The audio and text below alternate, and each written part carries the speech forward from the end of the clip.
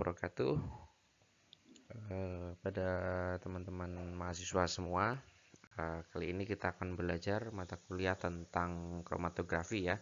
Seharusnya kita sudah pertemuan ketiga, tapi tidak masalah, ini adalah pertemuan yang pertama. Nanti di pertemuan ini saya hanya memberikan pengantar apa itu kromatografi, kemudian nanti apa saja yang akan kita pelajari pada mata kuliah ini ya. Sebelumnya perkenalkan, nama saya Aulia Rahman ya. Saya dosen, selain mengampu kromatografi juga mengampu mata kuliah yang berhubungan dengan obat tradisional seperti fitokimia, obat tradisional itu sendiri, kemudian eh, bahan alam ya, seperti itu termasuk kromatografi dan analisis obat dan kosmetika. Baik, langsung saja ya. Nanti silakan bagi teman-teman mahasiswa bisa melihat atau mempelajari apa yang nanti saya sampaikan. Nanti setelah itu kita bisa berdiskusi melalui grup WA bagi ada yang ingin bertanya.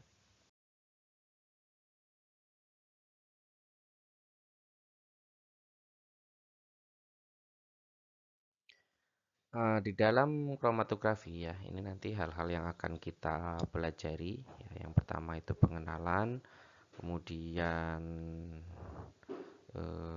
kromatografi serapan. Ya, nanti kita bicara tentang apa itu kolom serapan, kemudian pengisian dan sebagainya.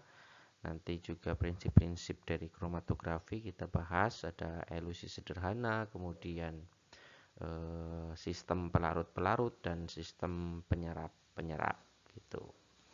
Nah, kemudian nanti kita lanjutkan dengan kromatografi kertas ya. Jadi ada kromatografi serapan, kromatografi kertas ya. Ini merupakan macam-macam dari kromatografi.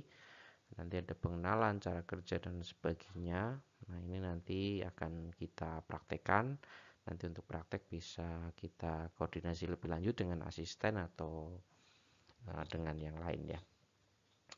Oke, jadi di dalam kromatografi kita itu mengenal ada kromatografi serapan, kemudian kromatografi kertas ya, kromatografi lapis tipis ya. Ini nanti kita akan belajar bagaimana cara untuk melakukan berbagai teknik kromatografi gitu. Kromatografi kertas ya, ini ada cara kerja, alat teknis dan sebagainya. Kemudian penempatan cuplikan ya, tentunya ini lebih kepada kemampuan kita untuk melakukan praktek dan memperkuat teori. Nah, nanti setelah kromatografi kertas kita melanjutkan ke kromatografi lapis tipis atau yang lebih dikenal atau familiar dengan KLT gitu ya. Nah, yang masih sering digunakan dengan di berbagai kampus atau penelitian itu yang sering adalah KLT-nya ini, kromatografi lapis tipis. Untuk kromatografi kertas masih digunakan sebagai pendahuluan sebelum kita melakukan kromatografi lapis tipis. Namun untuk kromatografi serapan ini sudah sedikit agak tergeser gitu ya. Karena kromatografi kertas ini lebih murah dibandingkan dengan KLT. Biasanya ini untuk trial and error ya, atau coba-coba menemukan fase gerak yang sesuai agar eh, lebih hemat di biaya gitu ya. Nanti ada pembuatan lapis tipis ya, kemudian fase gerak dan chamber, kemudian ada pengembangan itu maksudnya pengembangan elusinya, dan nanti ada perhitungan bagaimana kita mengidentifikasi dan menghitung harga RF.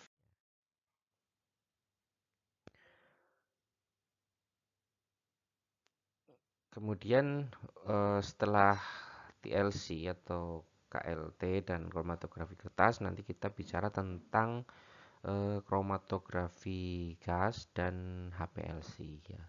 Kromatografi gasnya itu tentang ini sistem-sistemnya bagaimana, kemudian nanti kita lanjut ke analisis kualitatif dan kuantitatif. Nah, setelah itu kita ke HPLC ya. Ini yang nanti akan kita bahas selama satu semester ya. Jadi untuk HPLC dan kromatografi gas nanti akan kita bicarakan setelah UTS ya.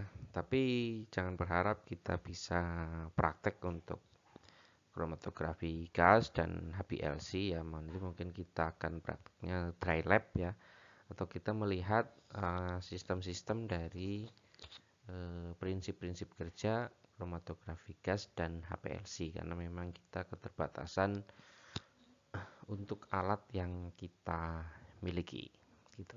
Jadi di semester ini kita belajar kromatografi, teknisnya ada 4 hal yang akan kita pelajari, 2 hal yang akan kita praktekkan tentang kromatografi kertas dan KLT.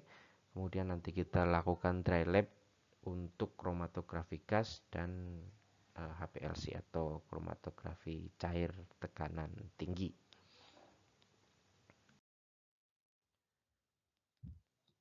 Baik, langsung kita masuk ke materi pendahuluan tentang kromatografi ya. Jadi kromatografi ini diperkenalkan pertama kali di Rusia pada tahun 1906, di mana seorang ahli botani itu memisahkan klorofil dengan pigmen-pigmen lain yang terdapat pada tanaman ya. Ini Mikhail Semyonovich Tsevet ya. Ya, beliau memisahkan klorofil dari pigmen-pigmen yang terdapat pada tanaman ya.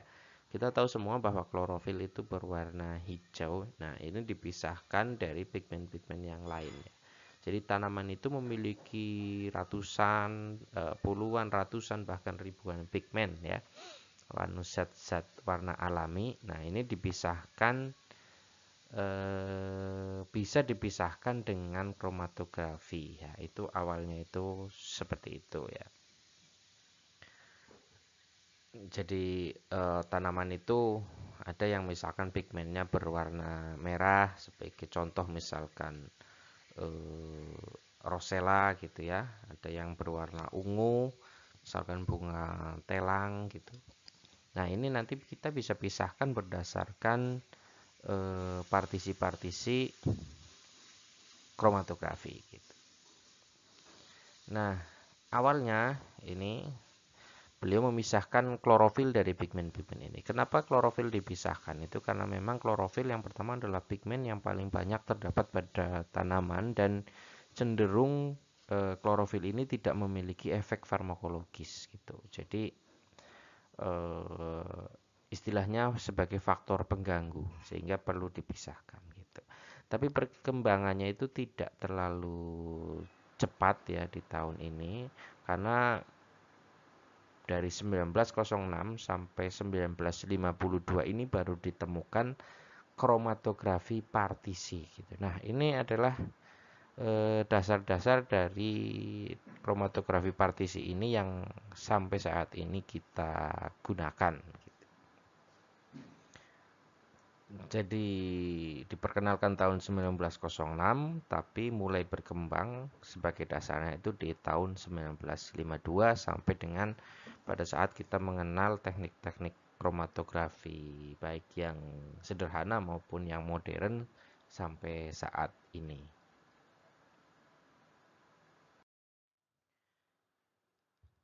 Nah, kromatografi sendiri itu apa gitu ya? Kalau kita bicara tentang kromatografi, dari segi bahasa kromatografi itu berasal dari dua kata, yaitu kromato dan graphein ya. Kromatografi yang kromato yang artinya adalah warna, dan graphein itu artinya menulis ya. Jadi mungkin warna yang bisa menulis gitu. Tapi secara pengertian, kromatografi adalah teknik pemisahan berdasar pada partisi sampel di antara fase diam dan fase gerak gitu ya.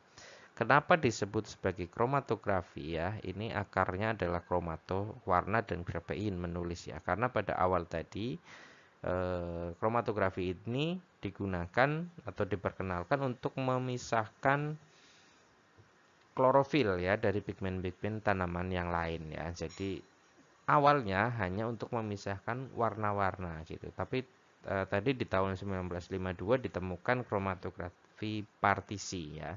Nah, akhirnya diperkenalkan sekarang kromatografi itu adalah teknik pemisahan berdasar pada partisi atau pembagian di antara fase diam dan fase gerak ya. Jadi nanti sampel itu atau zat yang akan kita uji itu dipartisikan ya, dibagi-bagi sesuai dengan polaritas ya atau yang di antara fase diam dan fase gerak ya, dibagi-bagi sesuai dengan polaritas mereka ya, kemudian akan eh, tertempel apakah akan tertinggal di fase diam atau ikut di fase gerak ya. Sebagai contoh ini ya, ini merupakan gambar yang disebut sebagai TLC atau thin layer chromatography atau kita kenal dengan KLT ya. Kromatografi lapis tipis ya. Ini pakainya plat seperti ini. Nah, ini nanti ini tadi yang disebut sebagai warna ya, warna pigmen tanaman ini. Ketika kita masukkan ke dalam chamber ya, ini namanya chamber, di mana chamber ini nanti ada cairan-cairan di sini. Yang ini disebut sebagai fase gerak ya. Nanti zat yang akan kita totolkan atau kita taruh ya, ditotolkan di sini itu akan naik gitu. Nah, naiknya ini ya, jadinya warna-warna seperti ini itu berdasarkan pada partisi ya. Tergantung pada zat tersebut memiliki sifat apa, apakah polar atau non polar gitu. Kalau ini terkait dengan KLT ya, kromatografi lapis tipis. Nah, kalau yang ini adalah contoh kromatografi kolom ya. Nah, ini ada sampel yang warna hijau, kemudian ada fase diam.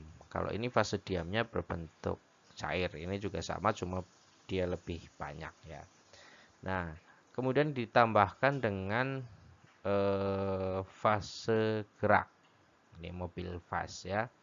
Jadi ketika ditambahkan dengan fase gerak ya, kemudian keran ini dibuka, kan dia akan mengalir gitu ya. Nah, nanti akan terjadi pemisahan-pemisahan ini.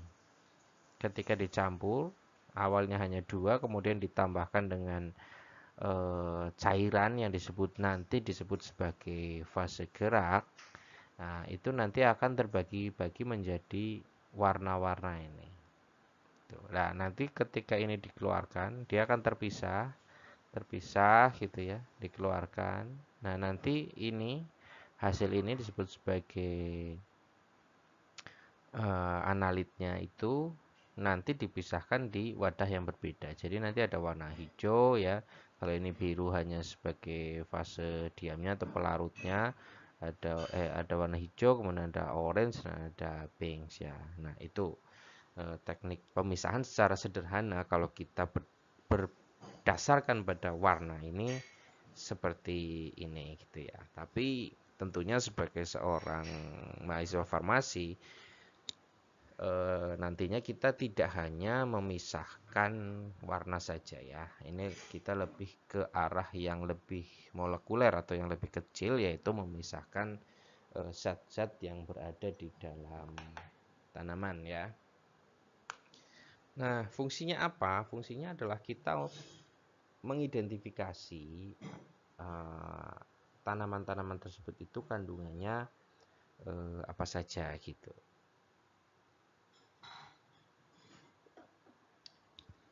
Jadi kalau hanya memisahkan pigmen-pigmen, kemudian zat-zat warna yang ada di tanaman itu cenderung lebih mudah ya.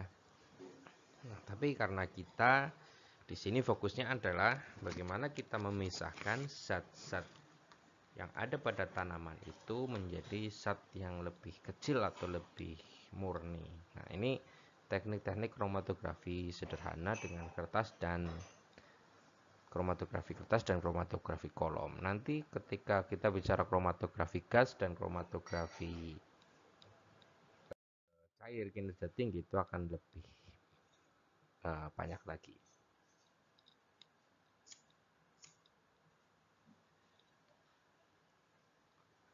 Oke, kemudian di dalam kromatografi ini nanti kita akan mengenal berbagai macam istilah ya, yang tentunya teman-teman semua harus paham dulu istilah-istilah tersebut sehingga nanti dalam melakukan praktek atau perhitungan secara teori nanti bisa melakukan dengan baik. Yang pertama analit atau sampel ya. Analit atau sampel ini sesuatu yang akan kita teliti gitu ya. Sebagai contoh misalkan kandungan metabolit sekunder pada ekstrak daun salam misalkan. Nah, berarti sampelnya itu atau analitnya itu ekstrak daun salam atau misalkan ekstrak-ekstrak yang lain, ekstrak daun kenikir atau ekstrak jati Cina dan sebagainya ya, itu yang disebut sampel atau sesuatu yang akan kita teliti dan akan kita pisahkan kandungannya, itu yang disebut sebagai analit atau sampel. Kenapa disebut analit? Karena analit ini ya berasal dari kata analisis ya, yang teranalisis gitu ya, analit. Kalau sampel itu biasanya bentuknya ruah atau lebih banyak ya. Kalau analit ini biasanya yang jumlahnya itu lebih sedikit dibandingkan sampel gitu. Sebagai contoh misalkan 1 tetes, 2 tetes gitu ya. Kalau sampel itu biasanya besar ya hitungannya, ada gram, ada kilogram dan sebagainya. Kemudian ada eluen. Eluen ini cairan pembawa ya. Ada eluen ya. Ini yang digunakan untuk mencampurkan analit ya agar dia berbentuk cairan ya atau terlarut di dalam sebuah cairan. Ini yang disebut sebagai eluen. Kemudian ada fase diam dan fase gerak. Ya, tadi di gambar ada fase diam. Nah, fase diam itu fase yang berada di chamber ya. Kemudian fase gerak itu yang dia akan bergerak naik. Gitu. Dari logikanya saya sudah bisa dimengerti ya. Jadi diam itu yang cenderung menahan analit untuk tidak bergerak ya. Kemudian fase gerak itu cairan yang bertugas membawa analit untuk menaiki dinding kapiler ya, atau dinding dari TLC atau kromatografi kertas. Nah, kemudian ada polar dan non polar. Ini mungkin yang paling penting di sini adalah kepolarannya atau polar dan non polar ya. Jadi nanti memang kita mainnya atau yang lebih utama adalah di sini polar atau non polar. Suatu zat yang bersifat polar atau zat tersebut bersifat non polar. Ini sebagai prinsip dari kromatografi karena proses pemisahan ini bergantung pada sifat atau polaritas dari suatu senyawa. Jadi sebelum kita memisahkan, kita itu harus tahu apakah zat yang akan kita pisahkan itu lebih ke arah polar atau non polar ya. Nah, bagaimana kita tahu Pak gitu ya? Ya, kita harus banyak membaca referensi kira-kira apa saja yang ada pada kandungan tanaman tersebut gitu. Misalkan kita akan mengidentifikasi kandungan flavonoid pada daun salam misalkan. Nah, flavonoid itu dia sifatnya polar atau non polar ya. Nah, ini nanti bisa kita lihat pada tabel momen dipol atau polaritas pelarut.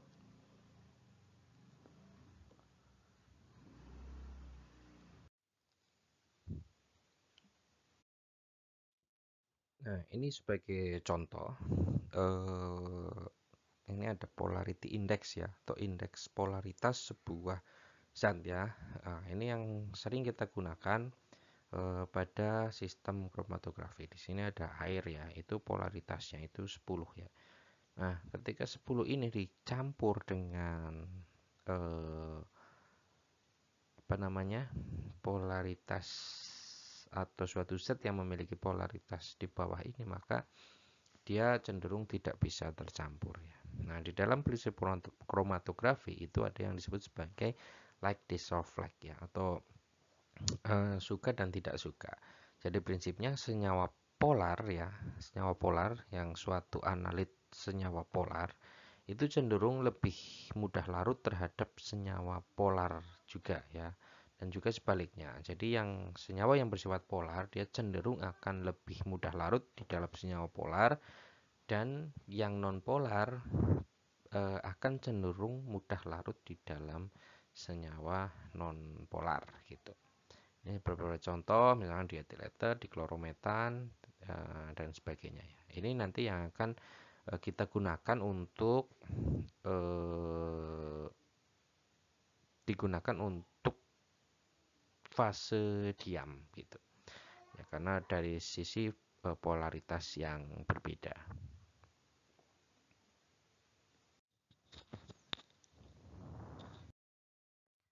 Oke, nah kita bicara dengan keuntungan kromatografi. Kenapa teknik kromatografi sekarang masih digunakan ya? Karena memang metode pemisahan yang sederhana, cepat, dan murah gitu ya. Murah jika dibandingkan dengan metode yang lain gitu. Kemudian membutuhkan sedikit sampel, analit, atau cuplikan ya. Jadi di dalam sebuah analisis itu yang kita butuhkan adalah efektif dan efisien ya. Karena metode pemisahan itu bukan hanya kromatografi ya, tapi kita membandingkan metode-metode mana yang efektif dan efisien gitu. Jadi ada metode yang efektif tapi mahal ya, itu berarti tidak efisien, itu kurang bagus ya. Nah, yang bagus adalah yang metode efektif dan efisien ya. Sebagai contoh misalkan kalau di dalam kehidupan kita sehari-hari itu ada tes kit untuk identifikasi kandungan asam urat gitu ya, tingkat asam uratnya. Nah, itu kalau dia cepat, murah dan sederhana, sederhana prosesnya, kemudian cepat hasilnya dan murah biayanya, itu disebut sebagai efektif dan efisien. Ada nggak selain asam urat kit itu kan ada gitu ya. Kalau misalkan kita lewat laboratorium itu prosesnya tidak sederhana, harus diambil di lab kemudian dianalisis ya. Ini kurang efektif dan efisien ya. Jika dibandingkan metodenya, maka carilah yang efektif dan efisien ya. Kemudian yang kedua keuntungannya adalah sampel yang digunakan itu sedikit ya, nggak perlu satu truk atau 1 ton gitu, cukup beberapa tetes. Dan syaratnya ini yang pertama untuk kromatografi adanya fase diam dan fase gerak ya, harus bersifat inert. Inert itu netral ya, tidak saling mempengaruhi. Kemudian sampel harus larut ke dalam fase gerak ya. Sampel harus berinteraksi dengan fase diam. Interaksinya dengan cara dicelupkan tadi ya. Ini harus larut di dalam fase gerak karena fase gerak ini yang akan membawa analit ini ke atas gitu. Fase gerak harus dapat mengalir melalui fase diam, dan fase diam harus terikat kuat pada posisinya ya, maksudnya tidak bergerak ya. Itu. Nah, ini jenis-jenis kromatografi berdasarkan fase diam dan fase gerak. Ada kromatografi kolom, kemudian ada kromatografi planar ya. Kalau ini berdasarkan kontak, fase diam dan fase gerak. Jadi bentuknya ya, ada kolom dan ada planar. Planar itu datar. Media yang digunakan itu apakah dia berbentuk kolom atau apakah dia berbentuk planar atau datar ya. Ini menggunakan media datar, kemudian fase gerak melewati fase diam berdasarkan gaya kapiler. Kalau yang kolom ini berdasarkan gaya gravitasi ya. Tahu ya bedanya antara gaya gravitasi dengan gaya kapiler. Jadi kalau gaya gravitasi itu dari atas ke bawah ya, ini dijatuhkan tadi di gambar kolomnya. Kalau gaya kapiler itu dia merambat dari bawah ke atas ya. Jadi bedanya itu kolom dan planar. Kalau ini medianya kolom, ini datar. Kalau ini bergerak dari atas ke bawah, dan kalau yang planar itu bergerak dari bawah ke atas. Berdasarkan fase diamnya ada kromatografi serapan ya, bisa berdasarkan fase diamnya zat padat. Kemudian kromatografi partisi ya. Ini yang sering kita gunakan kromatografi partisi ya, karena fase diamnya itu zat cair. Nah, ini jenis-jenisnya. Ada kromatografi kertas, kolom, lapis tipis, gas padat, dan gas cair gitu. Oke, mungkin itu yang bisa sedikit saya sampaikan sebagai pengantar kromatografi. Nanti silakan bagi yang ingin bertanya, kita bisa diskusikan di grup dengan pertanyaan-pertanyaan yang mungkin akan disampaikan. Kurang lebihnya mohon maaf. Billahi taufiq wal hidayah. Assalamualaikum warahmatullahi wabarakatuh.